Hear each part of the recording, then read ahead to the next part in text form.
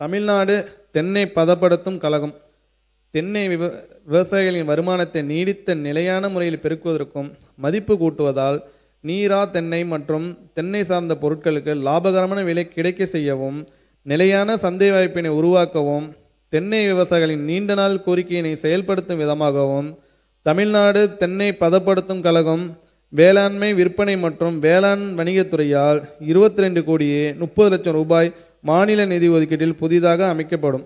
இக்கழகத்தின் வாயிலாக அறுவடைக்கு பின் தேவைப்படும் கட்டமைப்பு வசதிகள், பதப்படுத்துதல், தர குறியீடு இடுதல், சிப்பம் கட்டுதல், ஏற்றுமதி ஆகியவை குறித்த ஆலோசனைகள் வழங்கப்படும். மேலும் விரிவான சேவைகளை வழங்க ஏதுவாக தென்னை வளர்ச்சி வாரியம், கூட்டுறவு சங்கங்கள் மற்றும் தோட்டக்கலைத்துறையுடன் ஒருங்கிணைந்து இக்கழகம் செயல்படும். நடப்பாண்டில் இதற்கென 5 கோடியே 30 லட்சம் ரூபாய் மாநில நிதி ஒதுக்கீடு செய்யப்படும்.